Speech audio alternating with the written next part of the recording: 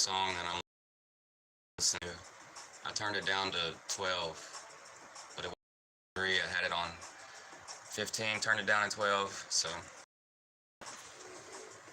pretty sure all you can hear is ticks.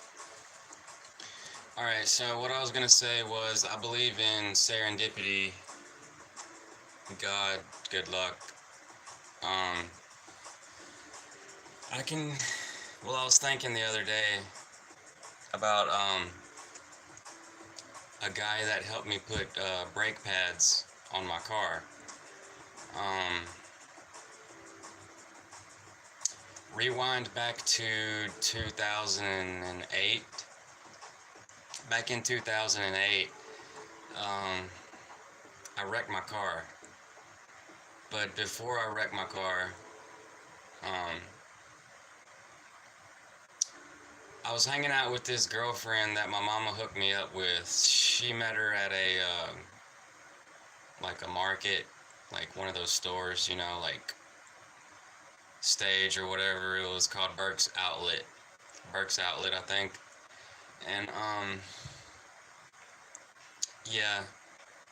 Well, she also gave me, like, she also gave me the number of this redhead chick. But, for some reason, just young and dumb. Anyways, alright, I learned my lesson. Lessons. Okay, so back to this story. Okay, so before I wrecked my car, the part that's about good luck, serendipity, and possibly God, um, like my truck, my truck had broke down on me, like the fuel pump went out, and I don't know why, but I was kind of like anxious that it was gonna break again or something. It only had 149,000 miles on it, but when my father called me and I was over at my girlfriend's house, before I started dating the other woman that my mama hooked me up with, um, I had a cool mama. Uh, but um, where was I at? Okay. So I told my dad I don't know about the truck. Like I don't know if the motor's gonna go out. Like I don't know. But it was a Chevy S10. I don't know why. Probably because of anxiety with the fuel pump going out. Anyways, he ended up coming over and telling me we could trade it in and we could get something else. So I decided to do that. At first it was going to be a Volkswagen Beetle. And then I was like, I don't know, like we test drove it and I was like, I don't know. And then we went back to the dealership and then I saw this other thing, but it was purple. But it was a PT Cruiser. It was a Chrysler PT Cruiser.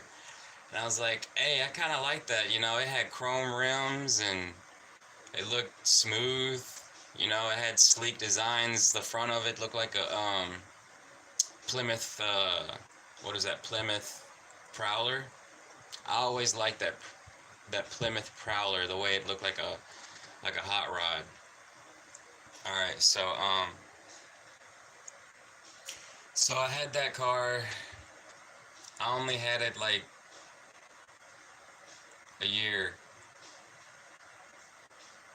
I only had it like a year, if that. Maybe a little over a year. But I had my Chevy S10 for like 4 years, 5 years. And, anyways, I had a dream, I think before I got that car. Or was it when I had the car? I'd had a dream that I wrecked. Like on this road, like I wrecked. Like in my dream, I wrecked. Okay? And I was flipping. Like I got ejected from the truck. Like in my dream, I got ejected from the truck. And I reached out to grab this tree.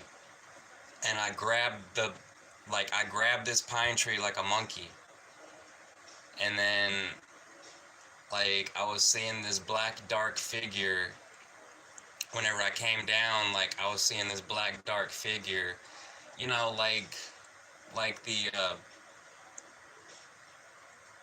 whatever you call it, the sage of death, like the with the scythe, like, you know, to cut grass, to cut wheat, like tall black like figure, like,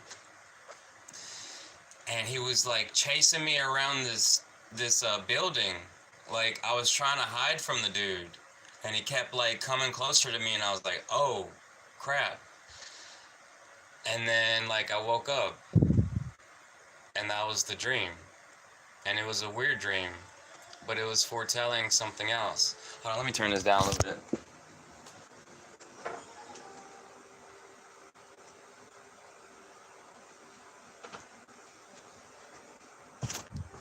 All right. Some songs are louder than others, but anyways, so back to the story. Yeah, the brake pads. Okay, so with that girlfriend that my mama hooked me up with, she had a sister, and her sister had a boyfriend. So like I would go over to her house. She had kids from like another dude, or like two different dudes. She had like 3 kids, or was it 2? Anyways,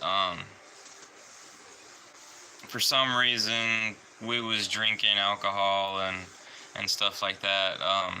But like her sister's boyfriend, he was pretty cool. He was like a good dude. Like he didn't say much, and he was actually kind of serious, and he actually was like I just remember sitting on the couch, and the dude was like staring at me, like probably trying to figure me out or something. And but anyways, we got along, and we had a few nights like, you know, chilling together. And her sister was pretty cool. And so for the most part, we had a good time, other than, you know, like one time, like we was drinking together, and like her sister, like she bit open this glass, like a glass, like a cup, like she chewed it, like she started chewing on it. So talk about crazy. But anyways, so like one day, I don't remember how, but I was hanging out with this dude, like her sister's boyfriend, and it was just me and him. Like I don't remember how it was just me and him, but like he wanted me to take him somewhere, so like I took him somewhere, and like we went to this trailer house, and like he knocks on the door, and like this dude like comes out, or actually, well, anyways, like the dude comes out with glasses, and like I remembered him from high school, but I didn't know his name. And I was like I didn't say anything, but in my mind I'm like, I remember this guy from high school before I left that high school. But anyways, so so the guy, the sister's boyfriend, um, he saw my brakes. He saw my brakes, he saw my brake pads, and he was like, dude, you need some new brakes. And I was like, all right. And he was like, I'll put them on for you. Like, you could just pay me like $50 or $75 or something, and I'll do it for you. And I was like, all right. So we went to AutoZone or whatever, the parts store. We got the brake pads, and we went over to this dude's house, the dude that I told you about, where he knocked on the door, and the dude had glasses. I remembered him from high school. So I remember him putting on my brake pads, right? He did that for me, and I paid him. And like I just remember him, like he messed up the plastic covers to the lug nuts, and I was like looking at my car. I was like, well, that's not gonna look the same. And so we did that. So he did that for me, and I appreciated it. Like, I remember him showing me his van one night. Like, he had this van. It was like a Mazda van or a Nissan or a Honda or something. And he was telling me like how it had like extra horsepower. It was really fast for a van. But it was like 90s model. Like, it was kind of like that van in Gran Turismo. Like, I remember Gran Turismo, I think it was 1 or 2. And like, it had this really fast Japanese van in it. But I remember riding around in that van. But anyways, skip to the part in the story where I believe in serendipity, in good luck, in God. Um, we so I had this coworker and he wanted to come over and drink some beers with me, and I was already drinking on some beers, and I was like, all right, because we was supposed to get paid that day or something. Like, I had this landscaping job, and this boss man only paid me $360 for 2 weeks. Like, he was literally probably only paying me like $5 an hour, like $6 an hour or something, or $7 an hour, which was the minimum wage, and we would work like about 6 hours out of the day. So he was only paying me for the days I like picked up the weed whacker, the grass trimmer. But anyways, that was a terrible choice. I was only 23, or I just turned 23, and like I said, I'd had that car for a year, and I went to go pick up my girlfriend that night with my coworker, and I just remember we got her some Mad Dog. And if y'all know what Mad Dog is, that stuff is nasty. I remember it when I was little, my aunt used to drink that. One of my aunts would drink that, and it was like... But anyways, so I blacked out that night, and they said we was wrestling, and he thought I was cool, so he left. And then my girlfriend was like, "You're too drunk," and I left. And I didn't make it very far down the road, and I wrecked right where I had the dream, which is the crazy thing. And I don't remember anything about it. So like, I really regret the mistakes in my life. I'm sorry. But it's a terrible feeling whenever you drink alcohol and then you wake up in jail and you don't know anything that happened. It's a very terrible feeling. But when I got out, luckily I got out, my mama, God bless her soul,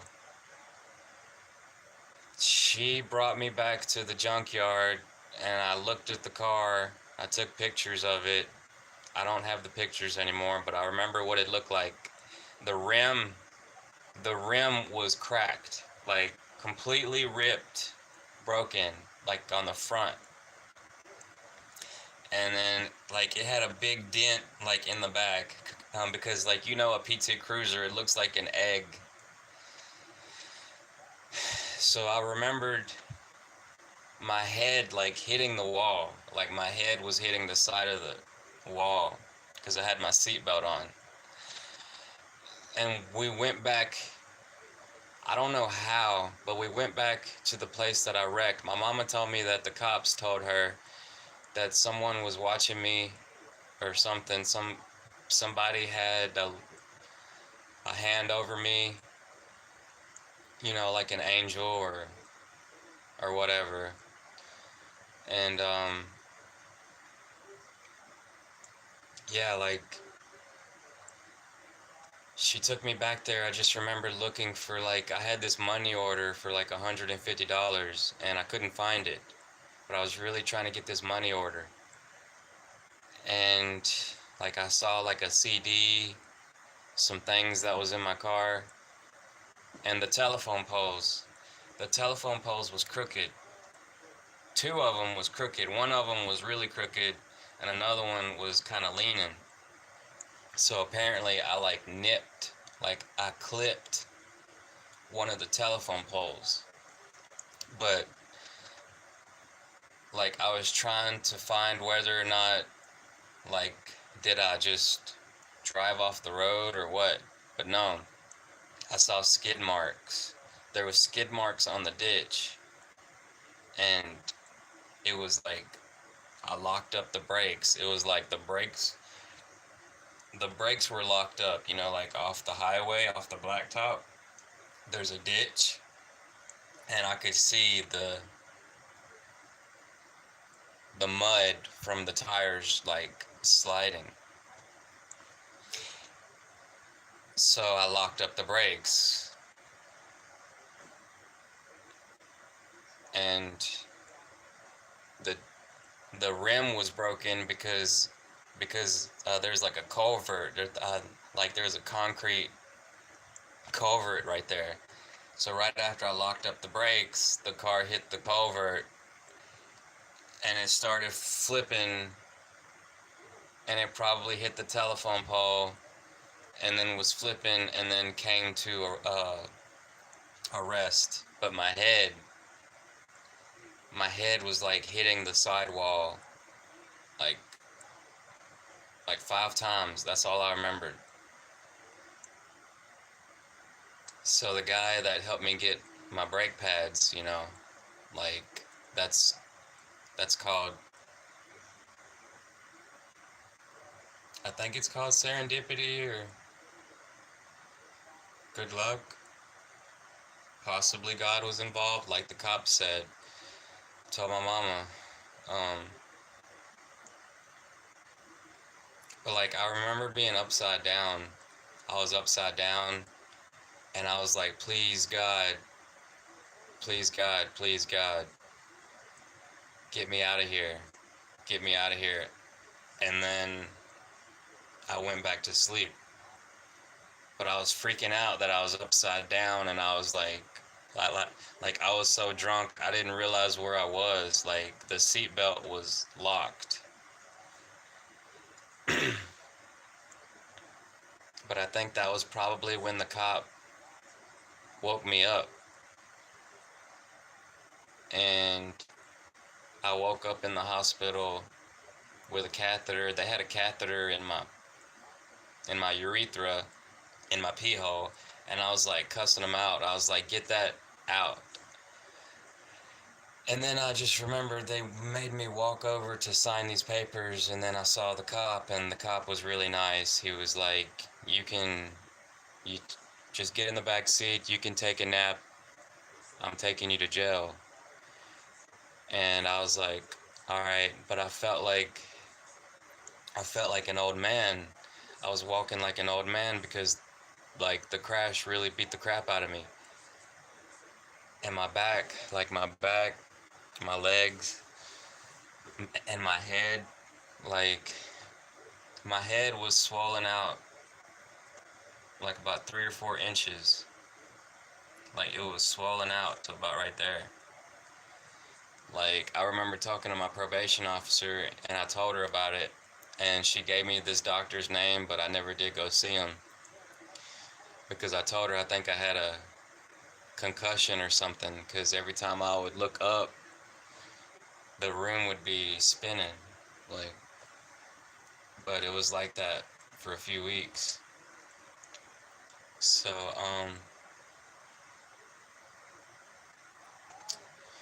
yeah,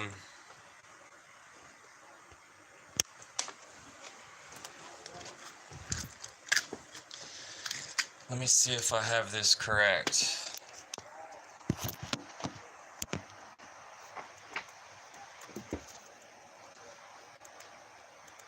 Let's see. Serendipity. Alright, let's go to the S's. Because we all know what good luck is. I believe in God, but it's like I believe God is a force of nature that we can't, like, we don't understand.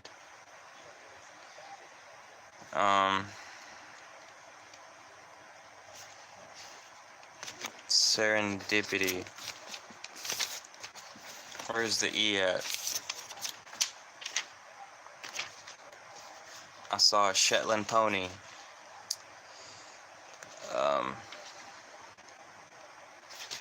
might go this way.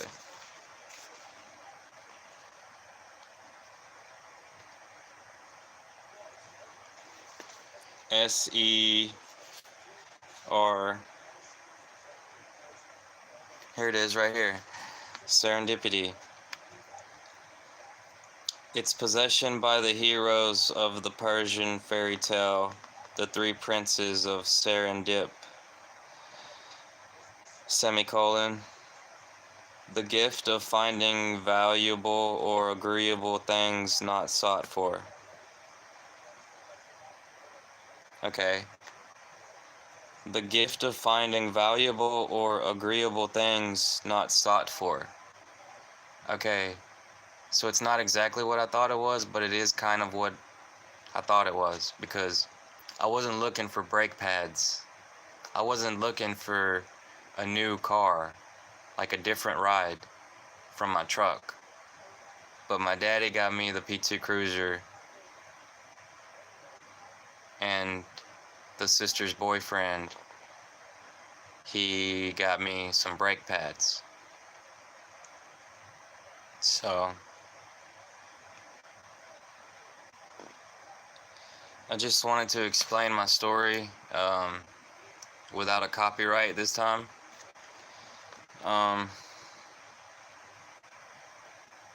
So yeah, that's one of my testimonies that I have.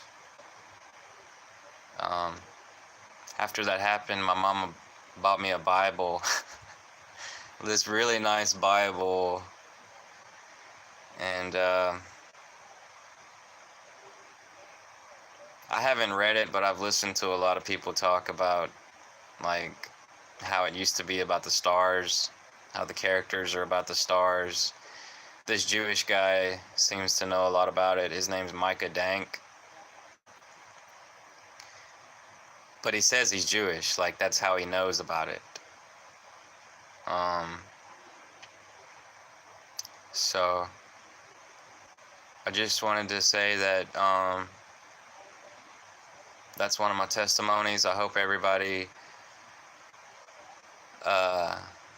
counts their blessings. I hope everybody acknowledges their blessings, and if you do have things that you would like to share, don't be afraid to share it, because I'm trying.